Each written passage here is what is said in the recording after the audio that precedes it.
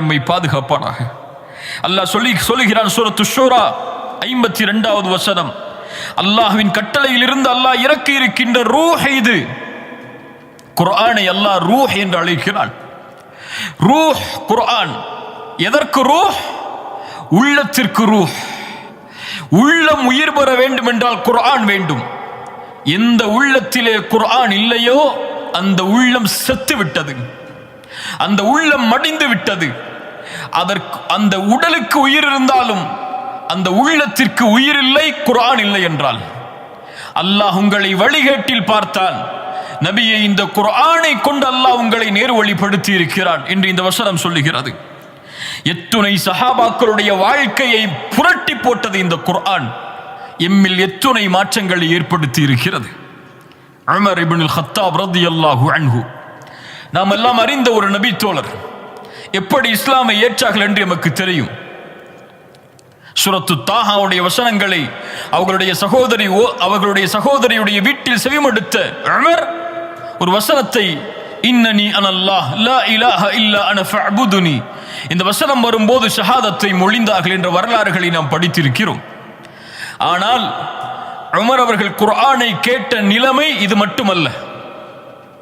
Umar அவர்கள் சொல்கிறார்கள், ரசூலுல்லாஹி ஸல்லல்லாஹு அலைஹி வஸல்லம் அவர்களை ஈமான் கொண்டு ஏற்பதற்கு முன்னால் அல்லாஹ்வுடைய தூதரை கொலை செய்ய வேண்டும் என்ற எண்ணம் கொண்டிருந்த போது அவர்களை பற்றி அவர்களே சொல்கிறார்கள், நான் மது குடிக்கக்கூடிய பழக்கம் உள்ளவன், ஒவ்வொரு இரவும் மது குடிப்பேன்,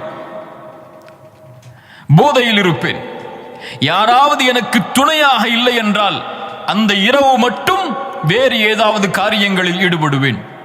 அப்படி ஒரு நாள் யாரும் எனக்கு மது குடிப்பதற்கு துணை இல்லாத போது கஅபாவை நோக்கி செல்ல வேண்டும் என்று ஆசைப்பட்டு சென்றேன். அப்போது முஹம்மது நபி ஸல்லல்லாஹு அலைஹி வஸல்லம் குர்ஆனை ஓதிக்கொண்டிருந்தார்கள். அவர் என்ன ஓதுகிறார் என்று கேட்பதற்காக கஅபாவின் திரைக்கு பின்னால் சென்று ஒளிந்து அல்லாஹ்வுடைய தூதருடைய முகத்திற்கு நேர இருக்கும்படி என்னுடைய முகத்தை ஆக்கிக் கொண்டேன். சூரத்துல் ஹாக்காவுடைய வசனங்களை அவர்கள் ஓதிக்கொண்டிருந்தார்கள். அதை கேட்க கேட்க என்னுடைய உள்ளம் மாறிக்கொண்டே இருந்தது.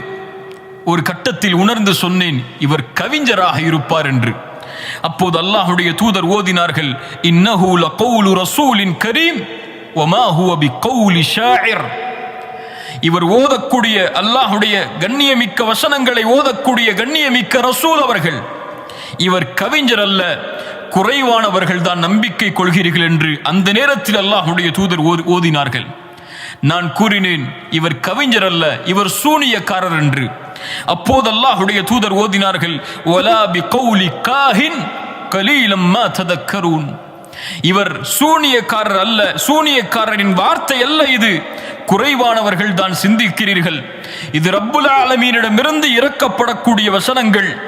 இவர் தாமாக ஒன்றை கூறியிருந்தால் இவர்களுடைய வலது கரத்தை பிடித்து அவருடைய நாடி நரம்பை தரித்திருப்பேன், ஒருவரும் அதற்கு தடுப்பவர் இருக்க மாட்டார் என்ற குர்ஆனுடைய வசனம் இறங்கியது.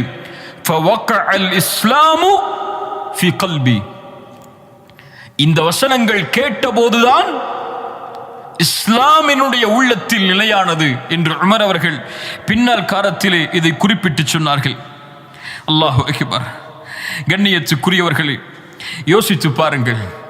உமரை மாற்றிய குர்ஆனுடைய வசனங்கள் ரலியல்லாஹு அன்ஹு, அபூபக்கரை மாற்றிய குர்ஆனுடைய வசனங்கள், ஏன் பிலாலை, அம்மாரை, யாசிரை, சுமையாவை, இன்னும் எத்துணை லட்ச சஹாபாக்களை மாற்றிய குர்ஆனுடைய வசனங்கள், அவர்களை இந்த தீனிலே நிலைப்படுத்திய குர்ஆனுடைய வசனங்கள், அல்லாஹ்வுடைய அன்பில் நிலைப்படுத்திய குர்ஆனுடைய வசனங்கள், மறுமையின் நம்பிக்கையில் நிலைப்படுத்திய குர்ஆனுடைய வசனங்கள், நரக பயத்தில் நிலைப்படுத்திய குர்ஆனுடைய வசனங்கள், சொர்க்கத்தின் ஆதரவில் அல்லாஹ்வின் பொருத்தத்தை பெறுவதில் நிலைப்படுத்திய குர்ஆனுடைய வசனங்கள் எம்முடைய வாழ்க்கையில் ஏற்படுத்திய மாற்றம் என்ன, தயக்கம் என்ன? குர்ஆனை கேட்பதில் இன்பம் கண்டவர்கள் நபித்தோழர்கள், குர்ஆனுடைய வஹீயின் பிரிவால் கவலை கொண்டவர்கள் நபித்தோழர்கள். ஆனால் ரமதானில் மட்டும்தான் எமக்கு குர்ஆன், அல்லது ஏதாவது சடங்கு சம்பிரதாயம் என்றால் தான் நன்மை வேண்டும் என்றால் குர்ஆன், கவலை நீங்க வேண்டும் என்றால் குர்ஆன், கடன் நீங்க வேண்டும் என்றால் குர்ஆன் என்று ஒரு மந்திர புத்தகமாக அதை நாம் பயன்படுத்தி கொண்டிருக்கிறோம். அல்லாஹ் எம்மை பாதுகாப்பானாக. ஐமன் ரலியல்லாஹு அன்ஹா, அல்லாஹ்வுடைய தூதர் ஸல்லல்லாஹு அலைஹி வஸல்லம் அவர்களுடைய மரணத்திற்கு பிறகு அபூபக்கரும் உமர் அவர்களும் சந்திக்கிறார்கள். சொன்னார்கள், வாருங்கள் ஐமனை நாம் சந்திப்போம். அல்லாஹ்வுடைய தூதர் இருக்கும்போது எப்படி சந்தித்தோமோ அது போன்று ஐமனை பார்ப்பதற்காக அபூபக்கரும் உமரும் செல்கிறார்கள். அபூபக்கரையும் உமரையும் பார்த்த மாத்திரத்தில் ஐமன் அழ ஆரம்பிக்கிறார்கள். சொன்னார்கள், ஐமன் அவர்களே, ஏன் அழுகிறீர்கள்? அல்லாஹ்வுடைய தூதர் நாம் நினைப்பதை விட அல்லாஹ்விடத்திலே மேன்மையான இடத்தில் இருக்கும் போது ஐமன் சொன்னார்கள், நான் அறிவேன். ஆம், அல்லாஹ்வுடைய தூதர் ஸல்லல்லாஹு அலைஹி வஸல்லம் நாம் நினைப்பதை விட மேன்மையான இடத்தில் தான் அல்லாஹ்விடத்திலே இருக்கிறார்கள். ஆனால் நான் அழுவதன் காரணம் அல்லாஹ்வின் புறத்திலிருந்து இறங்குகின்ற வஹி நின்று விட்டதே என்பதற்காகத்தான். அல்லாஹு அக்பர். குர்ஆனுடைய பிரிவு அவர்களுடைய வாழ்க்கையில் கவலையை ஏற்படுத்துகிறது. குர்ஆனுடைய பிரிவு அவர்களுடைய கண்களில் இருந்து கண்ணீரை வர வைக்கிறது. ஆனால் ஒரு நாளைக்கு எத்துணை முறை நாம் குர்ஆனை ஓதுகிறோம்? ஒரு நாளைக்கு எத்துணை முறை குர்ஆனை திறந்து நாம் படிக்கிறோம்? அதனுடைய வசனங்களை ஆராய்கிறோம், சிந்திக்கிறோம். சஹாபாக்கள் அவர்களுடைய வாழ்வின் நிலைமையை பாருங்கள். குர்ஆனோடு அதனுடைய சூறாக்களோடு அவர்களுக்கு இருந்த தொடர்பை பாருங்கள். ஆயிஷா ரலியல்லாஹு அன்ஹா அறிவிக்கிறார்கள், ரசூலுல்லாஹி ஸல்லல்லாஹு அலைஹி வஸல்லம் ஒரு மனிதரை ஒரு கூட்டத்திற்கு தலைவராக அனுப்பி இருந்தார்கள். அவர் தொழுகை நடத்துவார். ஒவ்வொரு ரக்அத்தையும் முடிக்கும் போது சூரத்துல் இக்லாஸை ஓதி முடிப்பார். ரசூலுல்லாஹி ஸல்லல்லாஹு அலைஹி வஸல்லம் இடத்திலே அந்த கூட்டம் திரும்பி வந்தபோது இந்த மனிதரின் செயலை சொன்னது, யா ரசூலல்லாஹ், இவர் ஒவ்வொரு ரக்அத்தையும் முடிக்கும் போது சூரத்துல் இக்லாஸை ஓதி முடிக்கிறார். ரசூலுல்லாஹி ஸல்லல்லாஹு அலைஹி வஸல்லம் அவரிடத்திலே கேட்டார்கள், ஏன் இப்படி செய்கிறாய் தோழரே என்று. அந்த தோழர் சொன்னார், இன்னஹா சிஃபத்துர் ரஹ்மான். யா ரசூலல்லாஹ், இந்த சூரா ரஹ்மானுடைய தன்மைகளை விவரிக்கிறது.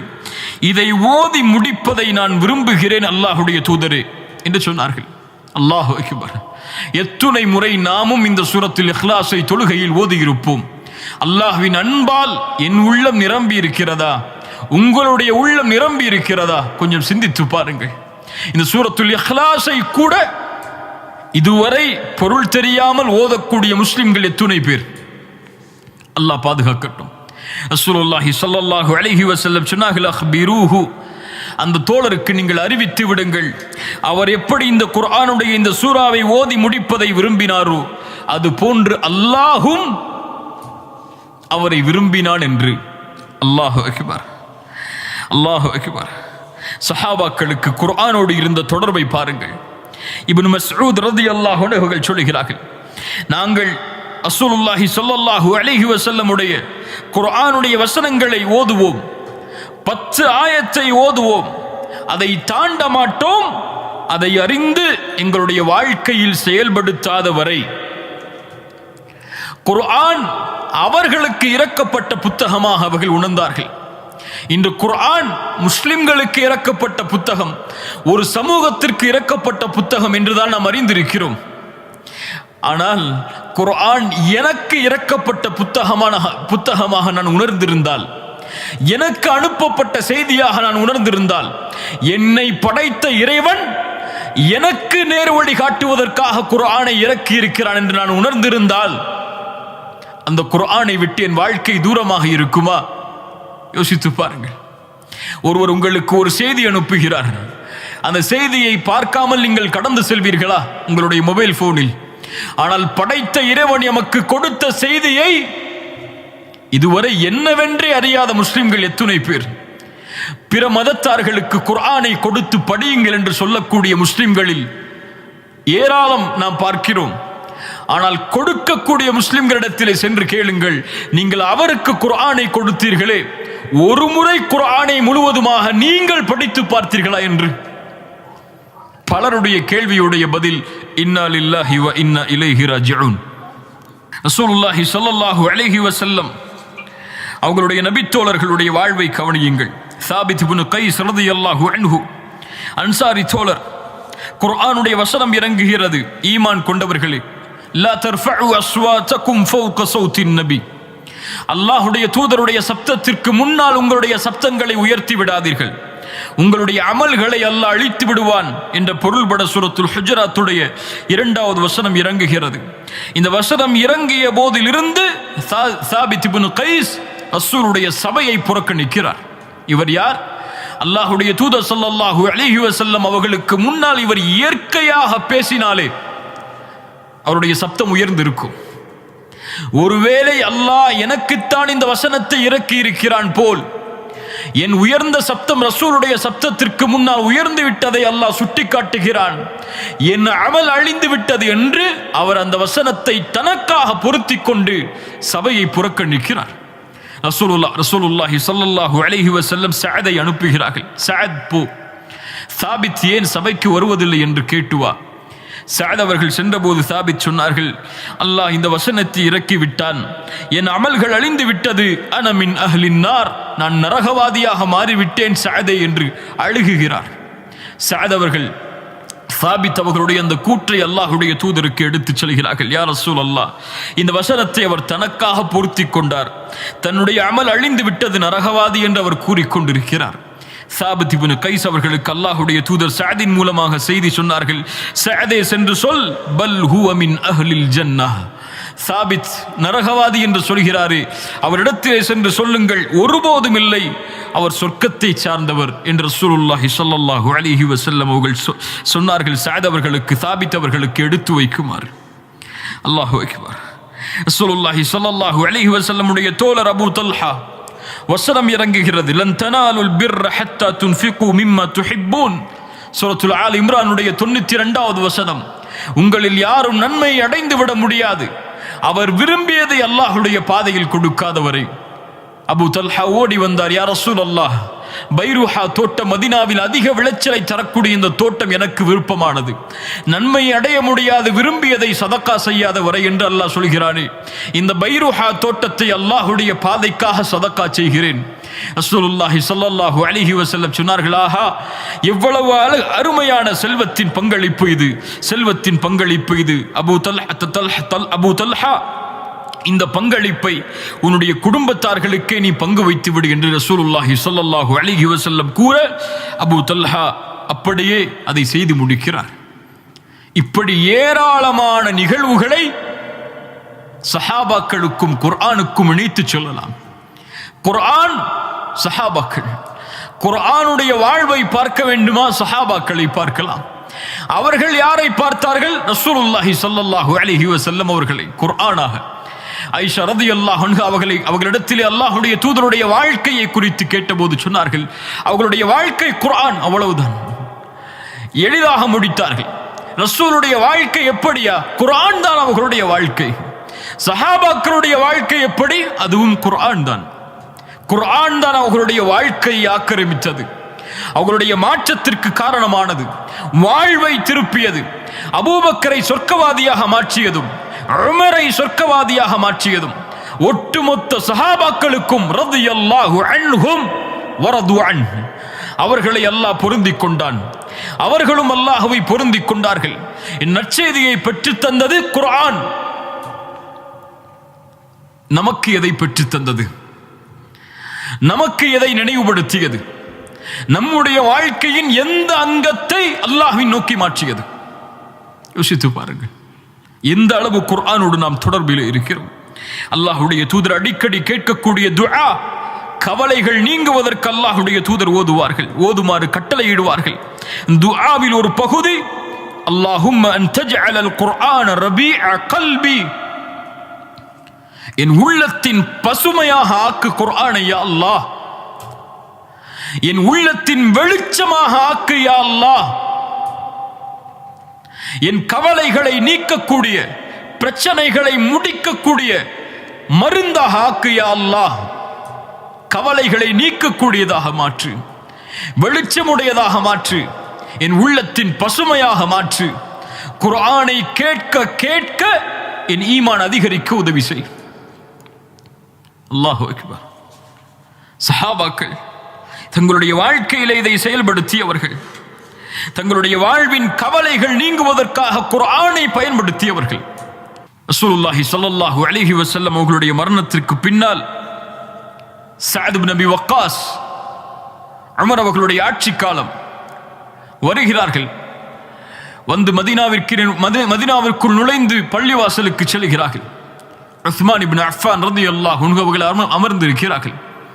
உஸ்மானை பார்த்தவுடன் அஸ்ஸலாமு அலைக்கும் யா உஸ்மான் என்று சொல்கிறார்கள்.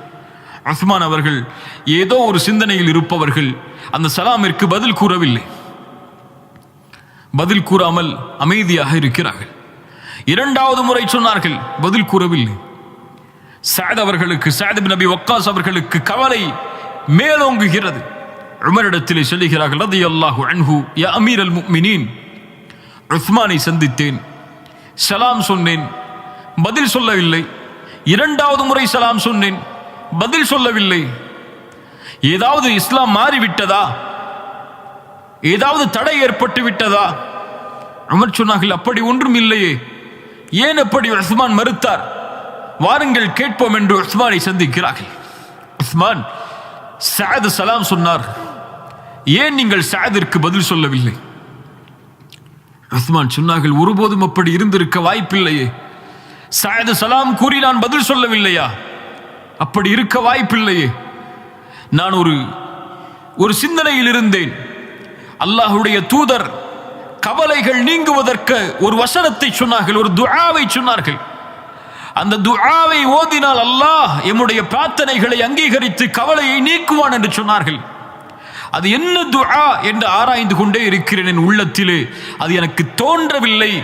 அதனால் சஅத் சலாம் கூறும்போது என்னுடைய சிந்தனை அதன் பக்கம் செலுத்தவில்லை, கேட்கவில்லை. அல்லாஹ்விடத்திலே மன்னிப்பை கேட்கிறேன் என்று சொன்னார்கள். சஅத் அவர்கள் சொன்னார்கள், உஸ்மான் ரலியல்லாஹு அன்ஹு, சஹாபாக்களுக்கு இருந்த அந்த தொடர்பை பாருங்கள். உஸ்மான் ரலியல்லாஹு அன்ஹு, நான் அறிவேன் அந்த துஆவை. ஆம், நாம் இருந்த சபைதான் அது. அந்த சபையில் அல்லாஹ்வுடைய தூதர் இந்த வார்த்தையை கூறி, யார் இதை ஓதுவாரோ அவருடைய கவலைகள் நீங்குவதற்கு அது மருந்தாகும், அது அவர்களுக்கு விடுதலை அளிக்கும் என்று சொன்னார்கள். அப்போது ஒரு அரபி வந்து விட்டார். வெகு தூரத்தில் இருந்து வந்தவுடன் அந்த பேச்சு மாறிவிட்டது. அல்லாஹ்வுடைய தூதரை பின்தொடர்ந்தே நான் சென்றேன். அதற்கு பிறகு சென்று ரசூல் ஸல்லல்லாஹு அலைஹி வஸல்லம் வீட்டின் அருகே வந்தபோது அவர்களுடைய கவனத்தை திருப்புவதற்காக ஒரு சப்தமிட்டேன். ரசூல் திரும்பினார்கள். சஅதை பார்த்து கேட்டார்கள், சஅதை ஏன் பின்தொடர்கிறாய்? யா ரசூலல்லாஹ், ஒரு துஆவை சொல்லித் தருகிறேன், அது உங்களுடைய கவலைகளை நீக்கும் என்று சொன்னீர்களே, அந்த துஆ எது யா ரசூலல்லாஹ்? சஅத் அவர்களுக்கு அல்லாஹ்வுடைய தூதர் ஸல்லல்லாஹு அலைஹி வஸல்லம் சொன்னார்கள், என்னுடைய சகோதரர் யூனுஸ் மீன் வயிற்றிலே இருந்தபோது தன் கவலையை அல்லாஹ்விடத்திலே முறையிட்டு விடுதலை பெற்றாரே, அந்த குர்ஆனுடைய வார்த்தை தான் அது. லா இலாஹ இல்லா அன்த சுப்ஹானக இன்னி குன்து மினல் ஸாலிமீன். படைத்த இறைவனே, வணங்க தகுதியானவன் உன்னை தவிர வேறு யாரும் இல்லை. லா இலாஹ இல்லா அன்த் சுப்ஹானக், நீ பரிசுத்தமானவன், நாங்களோ பரிசுத்தம் இல்லாதவர்கள். இன்னி குன்து மினல் ஸாலிமீன், அநீதம் செய்பவர்கள் நாங்கள் யா அல்லாஹ், நீ பரிசுத்தமானவன் யா அல்லாஹ், உன் மீது இப்போதும் நம்பிக்கை கொண்டிருக்கிறேன் யா அல்லாஹ், உன்னை தவிர வணங்க தகுதியானவன் யாரும் இல்லை, நாங்கள் அநீதம் இழைத்தவர்கள் யா அல்லாஹ் என்று யூனுஸ் எப்படி கூறி அவருடைய பிரச்சனையை அல்லாஹ் தீர்த்தானோ, அது போன்று யார் கவலையில் இந்த துஆவை ஓதுவாரோ அவருடைய கவலைகள் நீங்கும் என்று பொருள்பட அல்லாஹ்வுடைய தூதர் ஸல்லல்லாஹு அலைஹி வஸல்லம் சொன்னார்கள். அந்த துஆ தானே உஸ்மான் என்று சொன்னார்கள் சஅத் ரலியல்லாஹு அன்ஹு. சுப்ஹானல்லாஹ். ஏன் நினைவுபடுத்துகிறேன் என்றால், இந்த நிகழ்வை கொஞ்சம் ஆராய்ந்து பாருங்கள் கண்ணியத்துக்குரியவர்களே. நம்முடைய வாழ்க்கை இந்த குர்ஆனில் இருந்து எவ்வளவு தூரமாக இருக்கிறது. குர்ஆனை எம்முடைய வாழ்வின் குறிக்கோளாக, எம் பிரச்சனைகளின் மருந்தாக, என்னை வழிநடத்தக்கூடிய ஒரு புத்தகமாக எப்போது நான் சுமக்கிறேனோ அப்போது நான் மேன்மைப்படுத்தப்படுவேன் அல்லாஹ்விடத்திலே. எப்போது குர்ஆனை விட்டு நான் தூரமாகி என்னுடைய வாழ்வு அமையுமோ அப்போது அல்லாஹுவால் சிறுமைப்படுத்தப்படுவேன். ஒரு மனிதனுடைய வாழ்வு உயிரோடு இருக்கக்கூடிய வாழ்வா அல்லது உயிரற்ற சடலத்தின் வாழ்வா என்பதை குர்ஆன் தீர்மானிக்கும். ஒருவனுடைய மரணம் நல்ல மரணமா அல்லது கெட்ட மரணமா என்பதை குர்ஆன் தீர்மானிக்கும். ஒருடைய கபரின் வாழ்க்கை வெற்றியா தோல்வியா என்பதை குர்ஆன் தீர்மானிக்கும். மன் ரப்புக்க என்று கேட்கும் போது குர்ஆனை படிக்காதவன், குர்ஆனை அறியாதவர் எப்படி ரப்பை அறிந்திருக்க முடியும்? ரப்பி அல்லாஹ் என்று எப்படி சொல்லுவார்? குர்ஆன் அல்லாஹ்வுடைய தூதரை அறியாதவர் குர்ஆனில் இருந்து எப்படி என் தூதர் ரசூல் என்று சொல்லுவார்? மார்க்கத்தை குர்ஆனில் இருந்து படிக்காதவர் எப்படி என்னுடைய தீன் இஸ்லாம் என்று சொல்லுவார்? நாளை மஹ்ஷரில் வெளிச்சம் தரும் குர்ஆன் தீர்மானிக்கும். அல்லாஹ்வுடைய விசாரணை எளிதாகும் குர்ஆன் தீர்மானிக்கும். சொர்க்கமா நரகமா என்ற எல்லாவற்றையும் தீர்மானித்து அல்லாஹ்வுடைய உதவியை தரக்கூடிய ஒரே ஒரு வழி குர்ஆன். குர்ஆன் மக்லூக் அல்ல, குர்ஆன் படைக்கப்பட்ட பொருள் அல்ல. குர்ஆன் கலாமுல்லாஹ், அல்லாஹ்வுடைய பேச்சு குர்ஆன்.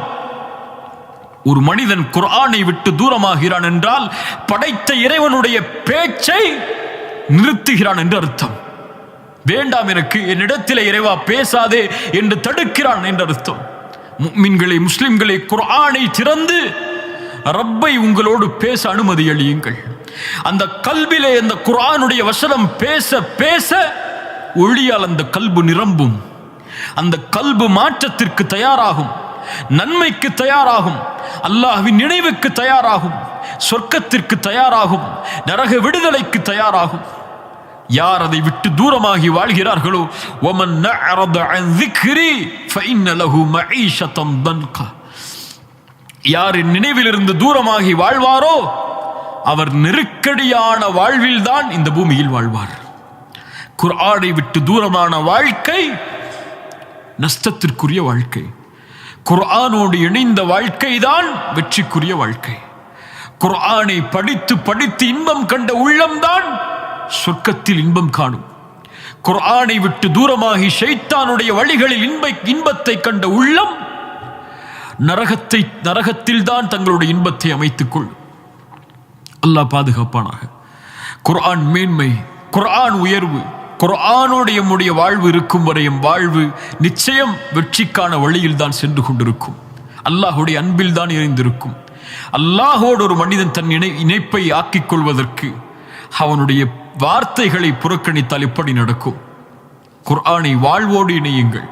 காலை மாலை இரவு என எல்லா நேரமும் அல்லாஹ்வுடைய வசனங்களை முஃமின்கள் ஓதிக்கொண்டே இருப்பார்கள் என்று குர்ஆன் சொல்லுகிறது. அப்படிப்பட்ட முஃமின்களாக மாறுங்கள். முனாஃபிக்குகளை போன்று குர்ஆனை ஏதோ ஒரு காரியத்திற்காக மட்டும் பயன்படுத்தக்கூடியவர்களாக மாறிவிடாதீர்கள். குர்ஆன் வாழ்க்கைக்கானது. குர்ஆன் என் வாழ்க்கைக்கானது, உங்களுடைய வாழ்க்கைக்கானது. குர்ஆன் எனக்கு வழிகாட்டுவதற்காக இறக்கப்பட்டது, உங்களுக்கு வழிகாட்டுவதற்காக இறக்கப்பட்டது. ذَلِكَ هُدَى اللَّهِ يَهْدِي بِهِ مَن يَشَاءُ. இது அல்லாஹ்வுடைய நேர்வழி. அல்லாஹ் நாடியவர்களுக்கு அல்லாஹ் இதை கொண்டு வழிகாட்டுவான். ஒரு மனிதர் தடுத்து கொண்டால் அல்லாஹ் அவர்களை வழி தவற வைப்பான். அல்லாஹ் வழி தவற வைத்தவர்களை யாரும் உலகத்திலே நேர்வழி காட்டிவிட முடியாது. குர்ஆன் ரூஹ். அந்த ரூஹை உள்ளத்திலே இணைத்து உள்ளத்திற்கு உயிர் கொடுங்கள். எம்முடைய வாழ்வும் உயிராகும். இறந்ததற்கு பிறகும் எம்முடைய கல்பும் உயிரோடு இருந்து எம்முடைய மறுமையுடைய வெற்றிக்கு வழியை ஏற்படுத்தும். அல்லாஹ் ரப்புல் ஆலமீன் குர்ஆனோடு எம்முடைய வாழ்வை நிலைப்படுத்துவானாக. குர்ஆனை எம்முடைய உள்ளத்தின் பசுமையாக அல்லாக்குவானாக. அல்லாஹ் இந்த குர்ஆனோடு தொடர்புபட்ட நிலையில் வாழ்ந்து மரணிக்கக்கூடிய பாக்கியத்தை அல்லாஹ்